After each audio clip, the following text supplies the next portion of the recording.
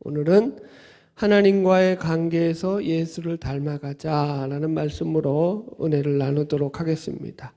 우리가 지금 올해 우리 교회 표어인 예수를 닮아가자라는 주제를 가지고 계속해서 예수를 닮아가는 삶이 어떠한 삶인지를 4가지 영역에서 말씀들로 묵상하고 있습니다. 그래서 지난주에는 그 첫 번째 영역으로 자신과의 관계에서 예수를 닮아가야 한다라는 말씀을 드렸고요.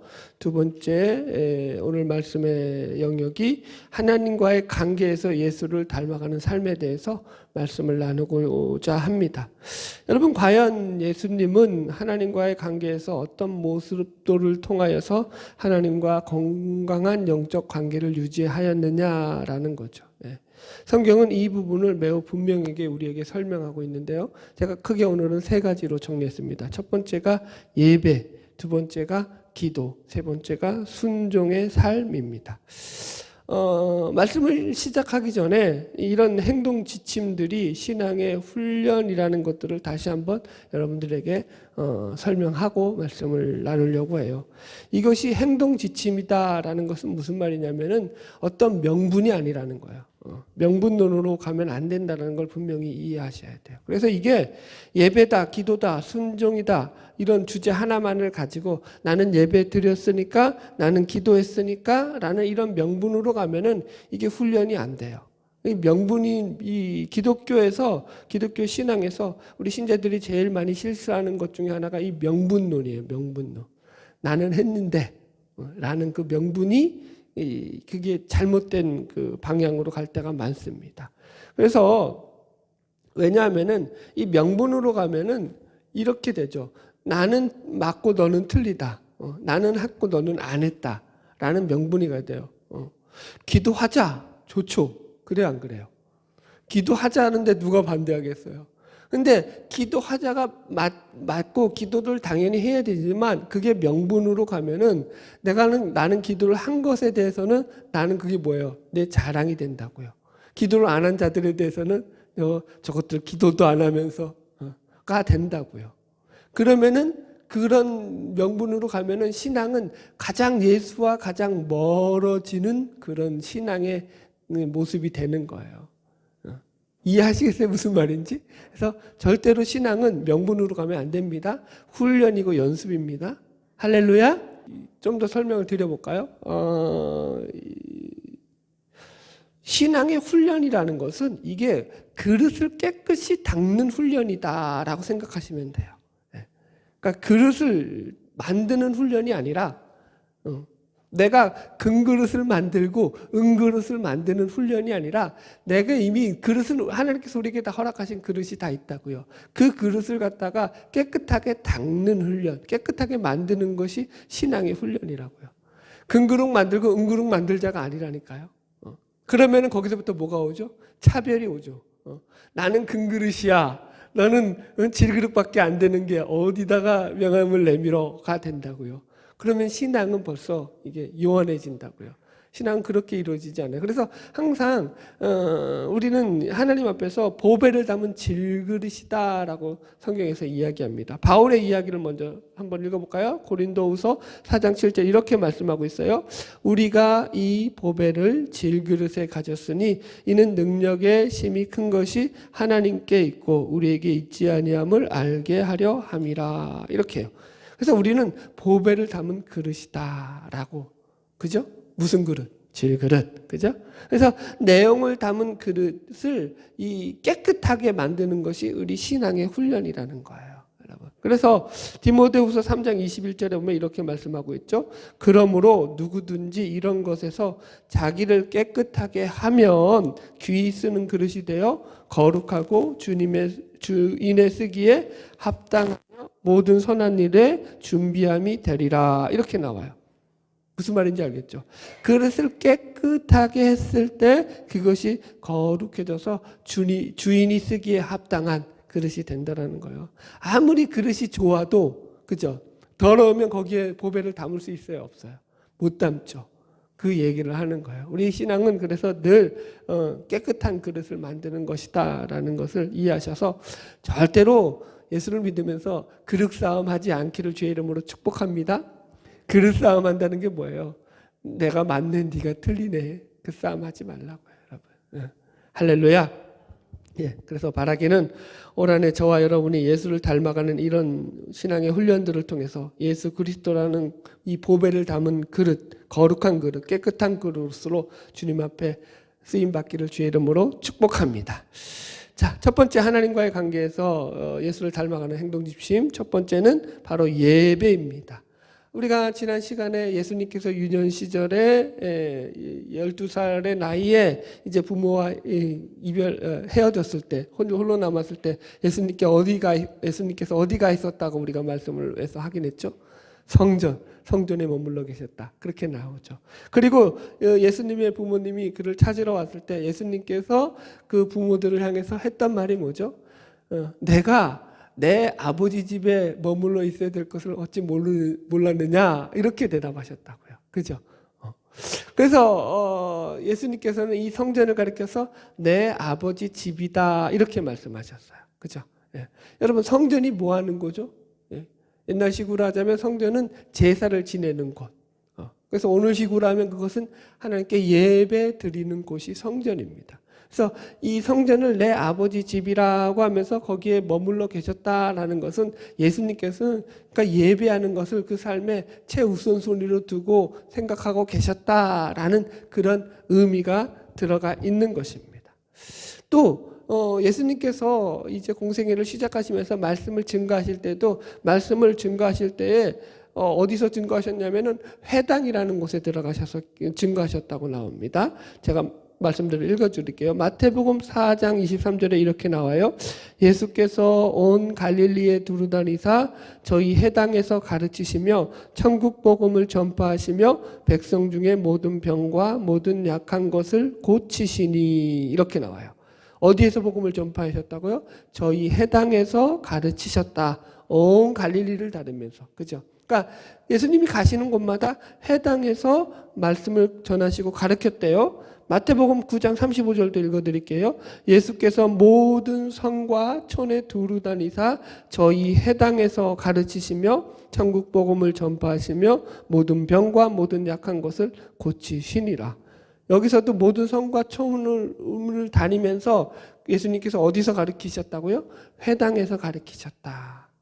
예수님이 고향에 내려가셔도 회당에서 말씀을 전하셔요. 읽어드릴게요. 마태복음 13장 53절 예수께서 이 모든 비유를 마치신 후에 그곳을 떠나서 고향으로 돌아가사 저희 회당에서 가르치시니 저희가 놀라 가로되 이 사람의 이 지혜와 능력이 어디서 났느냐, 이렇게 말하고 있어요.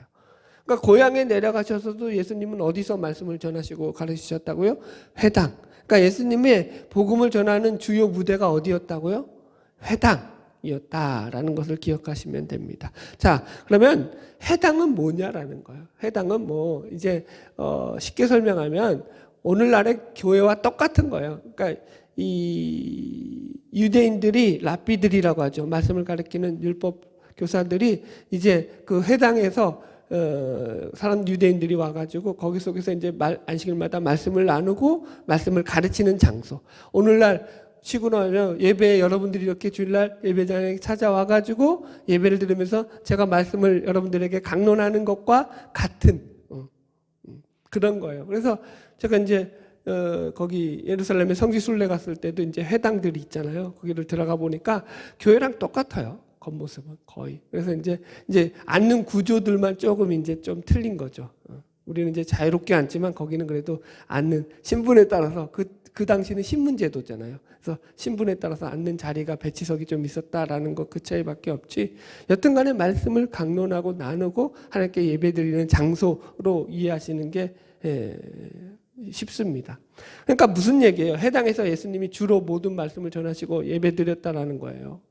그러니까 예수님은 하나님 앞에서 예배드리는 삶이 늘 그 삶의 중심의 삶이었다라는 소리가 되는 것입니다. 할렐루야. 여러분, 그러므로 우리도 마찬가지예요. 예수님을 닮아간다라는 것이 하나님을 찾아서 늘 하나님의 집을 찾아서 늘 그분 앞에 예배드리는 예수님의 모습처럼 우리의 삶이 그렇게 되어야 할 줄로 믿습니다. 옛날에 목사님들이 이런 말씀을 하셨어요. 예배의 성공자가 인생의 성공자다. 따라해 볼까요? 예배의 성공자가 인생의 성공자다. 할렐루야.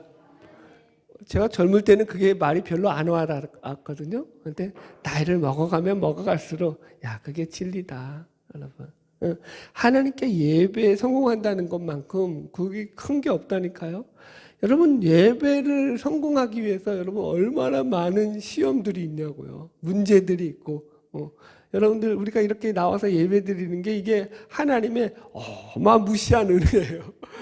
할렐루야. 이게 아무렇게나 되어지는 게 아니라니까요. 나가서 여러분들 사람들한테 어제도 이제 우리 여기 옆집 아저씨를 전도하면서 아이, 그렇게 얼굴을 오래 봐놓고 교회를 안 나오냐고 빨리 교회 나오라고 제가 좀 타박을 줬어요. 하도 이제 아주 세상 이치는 너무 잘 알아. 세상 얘기는 아주 그냥 하면서 교회 얘기만 하면은 예수 얘기만 하면은 꼬랑지를 싹 빼고는 싹 도망가 버려요. 여러분, 예수 믿는 게 아무나 믿는 게 아니라니까요. 하나님의 놀라운 은혜가 있는 줄 믿습니다. 여러분, 그래서 우리가 예배에 이 날마다 우리의 삶에서 가장 삶의 우선순위에 두어야 될 것이 바로 이 예배의 생활인 거예요. 사도행전에도 보면은 초대교회 모습들을 그리는데 그들의 모습 가운데 대표적인 모습 중에 하나가 성전에 모이기를 힘쓰더라라는 말씀이 나오거든요. 사도행전 2장 46절 읽어드릴게요. 날마다 마음을 같이 하며 성전에 모이기를 힘쓰고 집에서 떡을 떼며 기쁨과 순전한 마음으로 음식을 먹었더라. 이렇게 나와요. 그래서 여기서 모이기에 힘썼다라는 말에 이 힘쓰다라는 말의 어원을 여러분들이 좀 이해해야 되는데 이게 뭐 그냥 모이기에 힘썼다는 게 아니죠. 예배 때문에 모이기에 힘썼다는 얘기겠죠. 그러니까 예배를 힘써서 하나님 앞에 모임으로 그렇게 예배를 드렸다는 건데 이 힘쓰다는 말의 원어적인 의미를 보면은 그 뜻이 어떤 의미가 있냐면 꾸준히 계속하는 것에 덧붙여져서 필사적으로 계속한다라는 의미가 있어요. 그러니까 끊기지 않는다는 의미와 아주 열심히 노력을 해서 계속 일을 유지해 나간다라는 의미가 있는 거예요. 그러니까 이것을 그런 식으로 해석하자면은 초대교회의 예루살렘 공동체는 예배로 모이기에 끊임없이 힘썼을 뿐만 아니라 그 생활이 문제가 발생하지 않게 해서 수많은 그 노력과 그 필사적인 그 애씀을 통해 가지고 그 모임을 유지해 나갔다라는 그런 해석이 되는 거예요. 시간이 되니까 그냥 시간이 됐으니까 가야지. 예. 그리고 뭐 그렇게 오는 물론 그것도 맞아요. 우리가 시간을 지켜서 예배 드리는 것만큼 좋은 게 없죠. 이렇게 시간대 딱 이게 가장 중요한 거죠. 우리가 하나님 앞에 시간을 드리고 예배를 드리는 것만큼 하나님이 기뻐하시는 게 어디 있겠어요. 아멘. 예배야말로 하나님께서 가장 영광 받으시는 것인 줄로 믿습니다. 그러므로 여러분 예배를 드리는 삶은 예수님을 닮아가는 최우선의 삶 가운데 첫 걸음 중에 첫 걸음인 거죠. 그래서 하나님과의 온전한 관계 가운데서도 믿음이 성장하는 귀한 축복이 예배 가운데 날마다 이루어지기를 축복합니다. 할렐루야. 올 한 해도 예배를 통해서 승리하는 승리자가 되시기를 바랍니다. 할렐루야. 두 번째, 이제 하나님과의 건강한 관계를 만들어 가기 위해서 필요한 것이 뭐냐면 기도입니다. 여러분, 예수님께서는 기도를 늘 생활화하셨다라는 것이 우리가 성경을 통해서 여러 번 확인할 수 있는 그런 내용들입니다. 한번 찾아볼까요? 누가복음 22장, 신약성경 누가복음 22장 39절 가볼게요. 누가복음 22장 39절.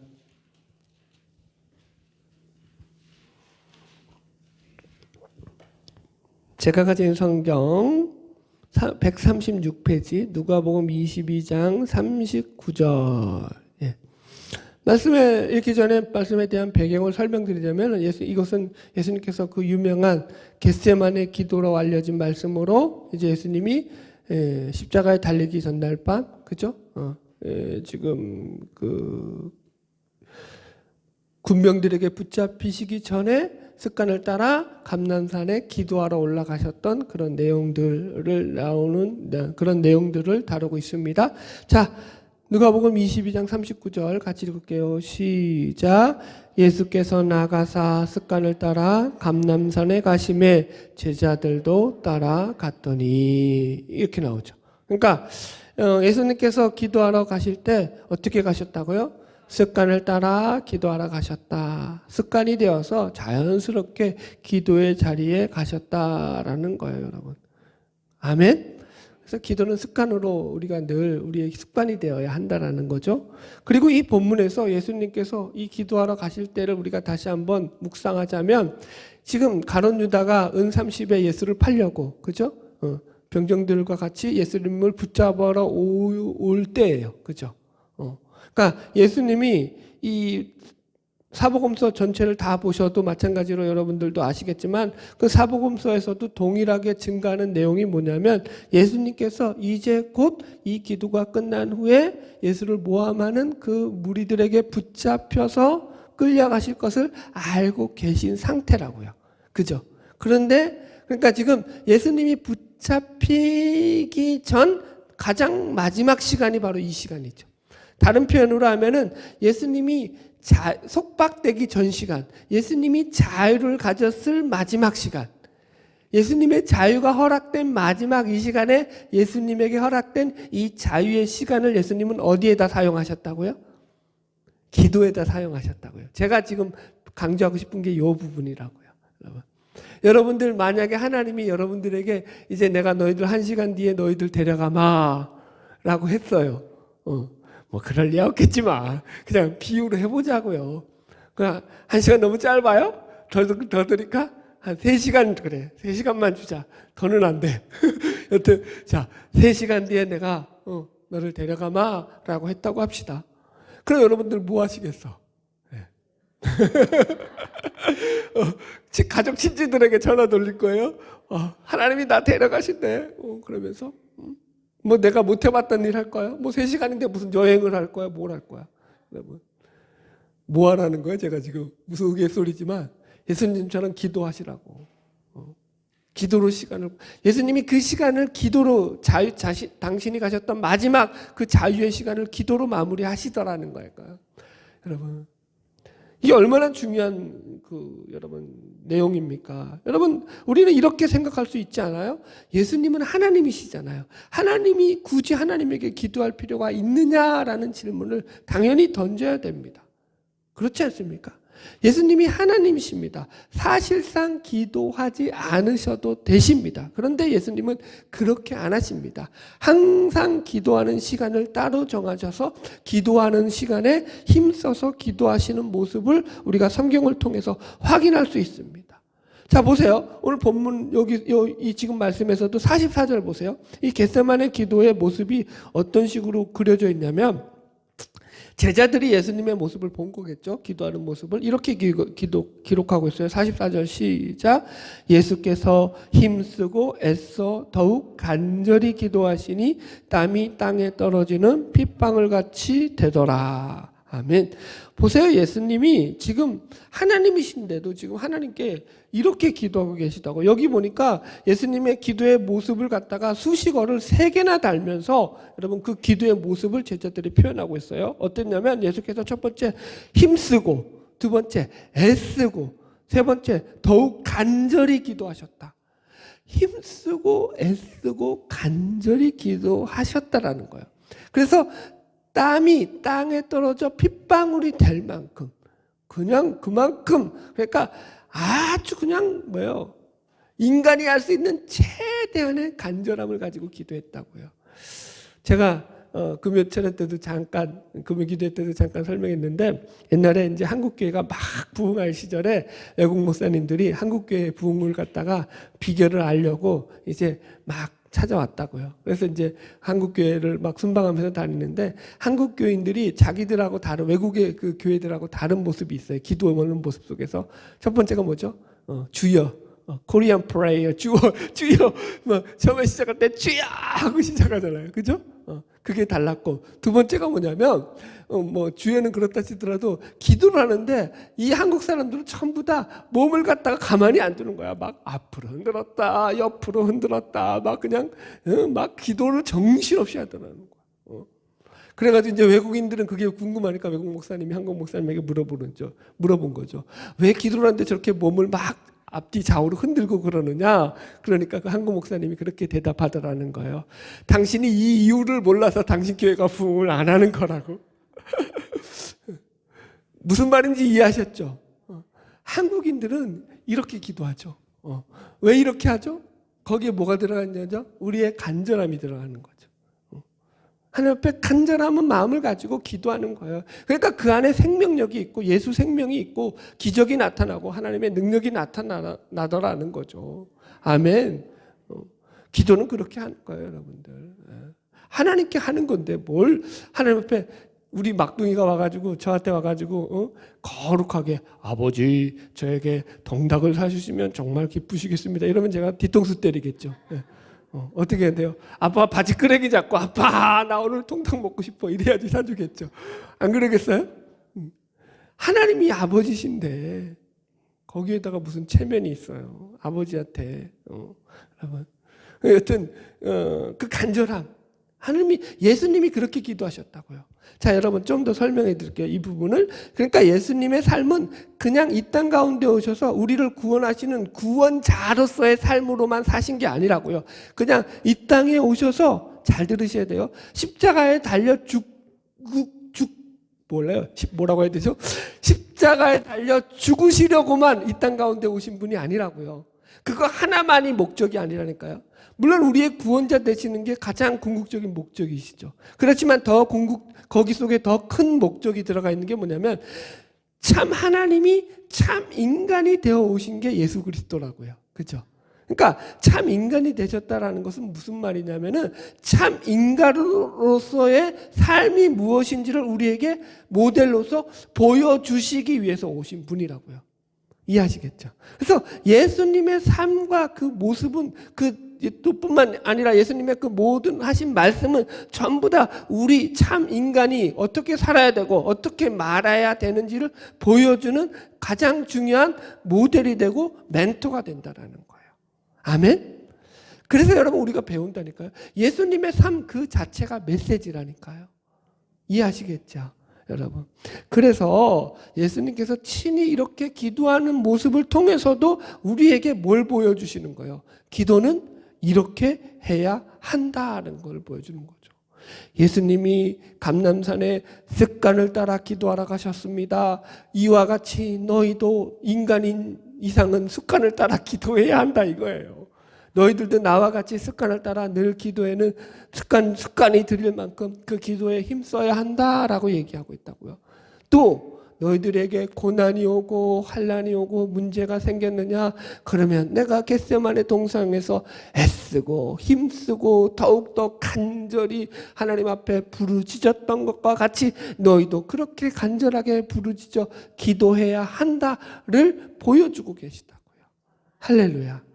여러분 기도로 승리하는 저와 여러분 되기를 주의 이름으로 축복합니다. 여러분 예수님께서 공생애 시작하실 때도 광야에서 40일을 금식하며 기도로 공생애를 시작하셨어요. 제자들을 택하실 때도 여러분 제자들을 그냥 택하신 것이 아니라 밤새도록 기도하시고 난 뒤에 제자들을 택하셨다고요. 제가 본문 말씀 읽어드릴게요. 누가복음 6장 12절 13절 이때에 예수께서 기도하시러 산으로 가사 밤이 새도록 하나님께 기도하시고 밝음에 그 제자들을 부르사 그 중에 12를 택하여 사도라 칭하셨으니 이렇게 나와요. 맞죠? 밤을 새워 기도하시고 난 뒤에 제자들을 세우셨다고요. 어떤 일도 그냥 그렇게 그냥 대충 그렇게 하시지 않았다고요. 예수님께서는 하루 종일 병자들을 고치시고 말씀을 전하시고 힘이 빠지고 진이 빠지는 그런 지친 사역 가운데서도 아침만 되면 새벽에 일어나셔서 따로 한적한 곳에 가셔서 기도를 하셨다고요. 마가복음 1장 35절 읽어드릴게요. 새벽 아직도 밝기 전에 예수께서 일어나 나가 한적한 곳으로 가사 거기서 기도하시더니, 여러분 이렇게 말씀하고 있다고요. 그래서 제자들은 늘 뭐예요? 예수님이 안 계시다 그러면 예수님을 찾아다녔잖아요. 어디로 찾아다녔어요? 기도하는 장소로 찾아다녔다고요. 예수님 거기서 기도하고 늘 계셨다고요. 여러분, 이렇게 예수님은 삶에는 기도로 가득 채워져 있다는 것을 확인할 수 있고요. 뿐만 아니라 예수님께서 제자들에게 기도에 대한 많은 가르침도 주셨다고요. 그죠? 예를 들어 볼까요? 예수님이 제자들이 예수님께 나와서 어떻게 우리가 기도해야 됩니까? 선생님 이렇게 물으니까 예수님이 뭘 가르쳐 주셨죠? 너희들은 이렇게 기도하라 하면서 주기도문을 가르쳐 주셨죠. 그 유명한 주기도문. 그리고 또 기도할 때 서기관과 바리새인들처럼 외식하면서 하면은 소용없다. 그건 기도를 안 하니만 못하다라고도 가르쳐 주셨죠. 그리고 또 기도할 때 골방에 들어가서 기도하라라고 가르쳐 주셨죠. 골방이라는 의미가 뭐죠? 하나님께 집중하는 시간과 공간을 만들라라는 거예요. 골방이라는 거. 그죠? 폐쇄된 의미에 폐쇄되었다라는 거예요. 골방이라는 거. 나와 하나님과만 관계를 가지는 시간을 만들라는 거예요. 이해하셨죠? 그래서 골방에 들어가서 기도하라고. 그렇게 얘기하신다고요. 여러분, 그럴 때 하나님께서 은밀한 중에 보신 하나님께서 은밀한 중에 너희에게 갚으시리라 이렇게 말씀하신다고요. 할렐루야. 또 시험에 들게 너희들은 시험에 들지 않으려면 너희들이 깨어 기도해야 한다라고 말씀도 하시고 너희가 기도할 때 무엇이든지 믿고 구한 것은 받은 줄로 믿어라 그리하면 그대로 이루어질 것이다 라고 또 말씀하셨어요. 이런 기도의 내용들이 얼마나 성경에 많이 나옵니까? 할렐루야. 기도로 승리합시다. 네. 여러분 기도하고 낙심하지 마세요. 그 생각도 나네요. 기도하고 낙심하지 말 것을 비유로 말씀하시되 이 불의한 재판관에게 가서 매달려 뗐었던 이 가부의 이야기 기억나시죠? 그렇게 기도하라는 거예요. 그러면 하나님이 우리의 기도를 외면하지 않는다는 거죠. 할렐루야. 여러분 기도는 하나님과의 관계에서 하나님과 친밀한 교제를 이루는 가장 중요한 수단입니다. 그래서 예수님께서도 날마다 습관을 따라 기도하는 모습을 보여주심으로 기도의 중요성을 친히 몸으로서 우리에게 실천해 보여주셨습니다. 바라기는 올 한 해 이런 예수님의 기도의 모습을 닮아감으로 하나님과 더욱더 친밀한 관계를 맺어가는 저와 여러분 되시기를 주님의 이름으로 축복합니다. 할렐루야. 마지막 세 번째는 순종입니다. 하나님과의 관계에서 우리가 하나님과 건강한 관계를 맺기 위해서 닮아가야 될 예수님의 모습, 순종입니다. 여러분 예수님께서는 이 땅 가운데 살아가시는 동안 항상 순종의 길을 걸어가셨습니다.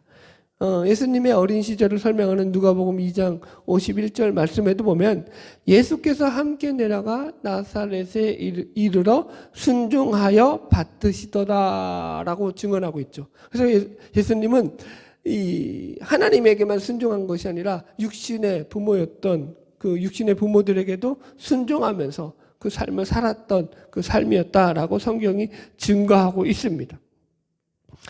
이 요한복음 5장을 보면 예수님의 순종에 대해서 가장 잘 보여주고 있는 말씀이 나오거든요.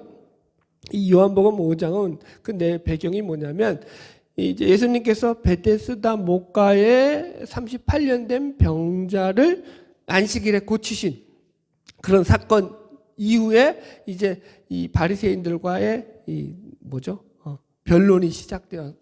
는 장면이에요. 거기 보면은 논쟁 가운데 이제 이 예수님께서 자신을 하나님의 아들이심을 증명하는 그런 변론이 나와요. 이 논쟁의 시작은 이렇게 되거든요. 한번 찾아볼까요? 요한복음 5장 17절. 요한복음 5장 17절.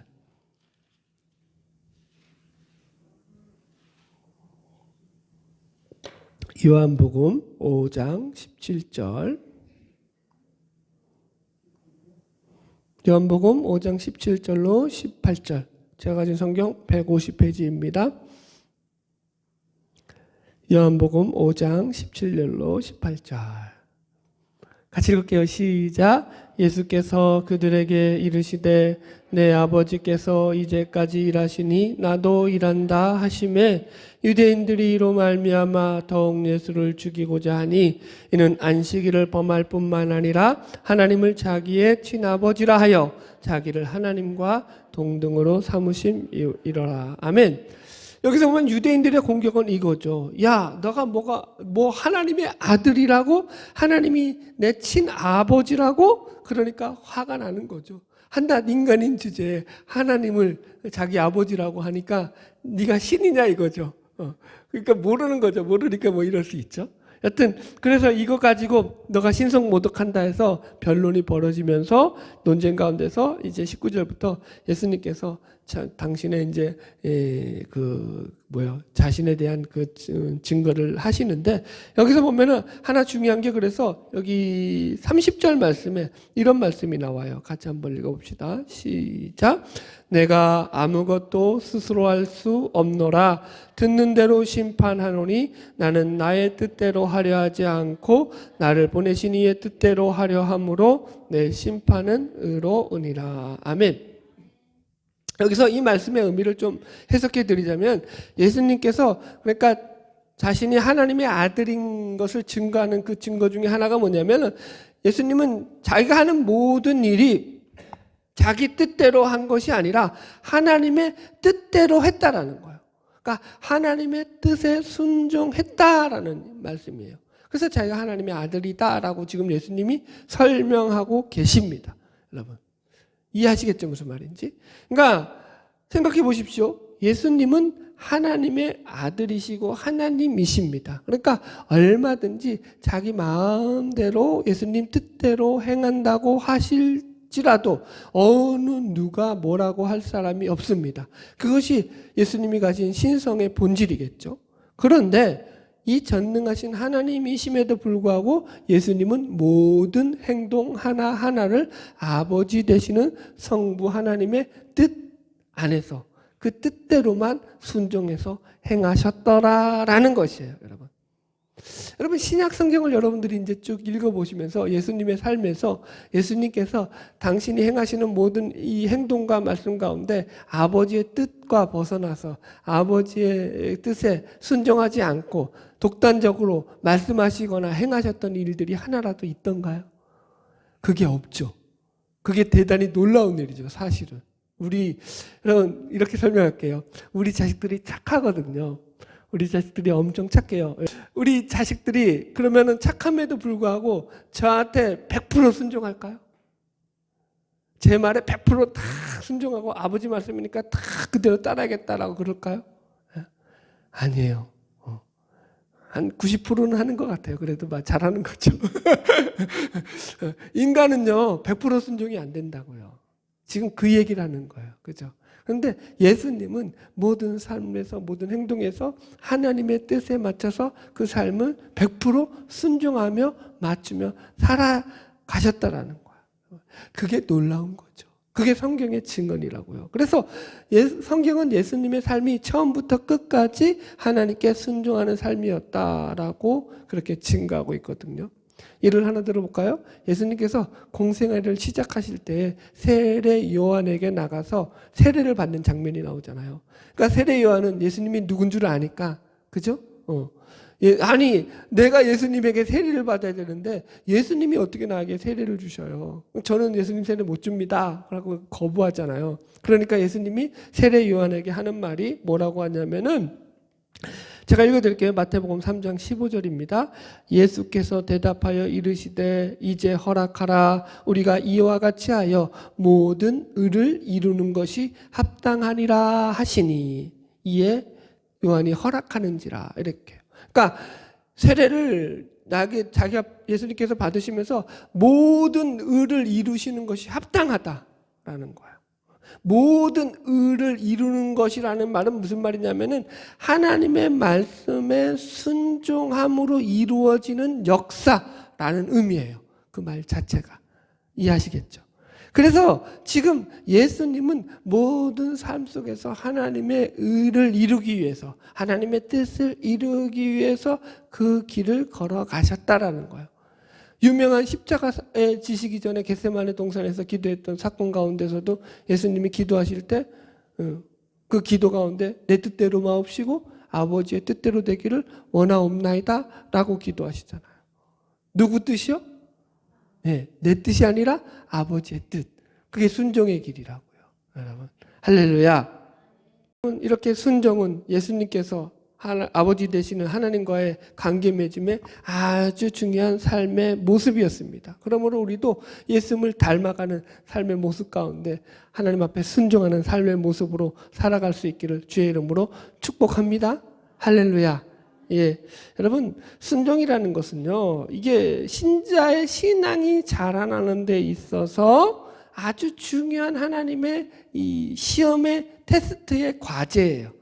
하나님이 시험을 보시는데 우리 학교에서도 시험을 보잖아요. 그죠? 학생들이. 마찬가지로 하나님도 우리의 신앙의 성장을 위해서 신자들에게 시험을 하신다고요. 성자들을 시험하신 테스트라고 하죠. 이게 유혹이 아니라 템프테이션이 아니라 시험을 하시는데 하나님의 시험의 가장 중요한 주요 뭐예요? 제목으로 등장하는 게 바로 이 순종이에요.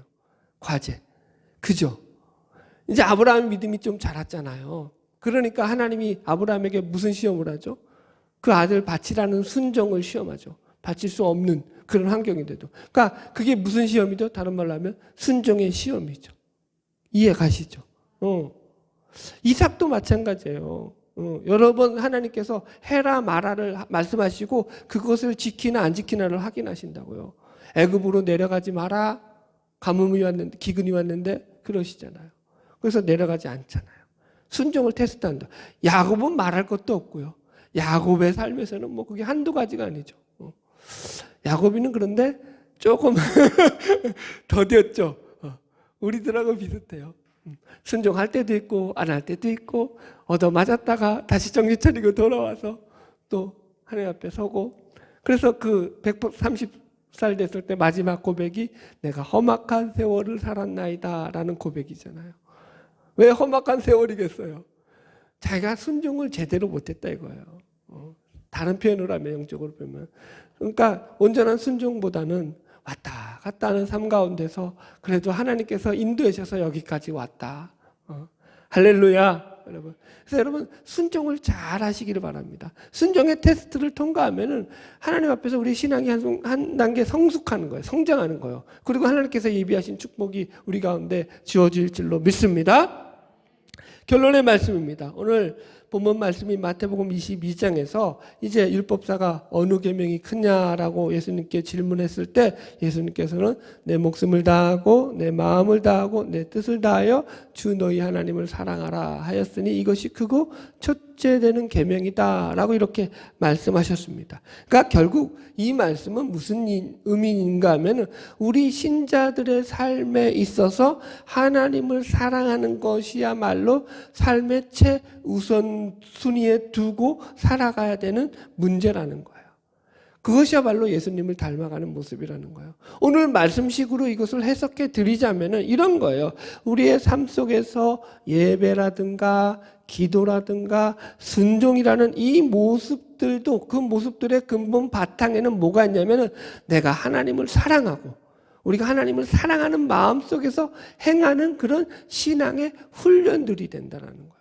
하나님을 사랑하는 마음으로 우리가 나와서 예배드리고 하나님을 사랑하는 마음 가운데 우리가 기도하고 하나님의 말씀에 순종하며 살아갈 때 그것이 가장 크고 첫째 되는 계명으로 우리에게 복이 되는 줄로 믿습니다. 할렐루야. 하나님을 사랑함으로 늘 승리하는 저와 여러분 되기를 주의 이름으로 축복합니다. 자, 마무리합시다. 따라합시다. 예배의 승리자가 됩시다. 기도의 승리자가 됩시다. 순종의 승리자가 됩시다. 아멘. 네, 할렐루야. 우리가 믿음 가운데서 하나님 앞에 날마다 하나님과의 올바른 관계를 통해 가지고 예수님을 닮아가면서 하나님께 영광 돌리는 저와 여러분 되기를 주의 이름으로 축복합니다. 기도하겠습니다.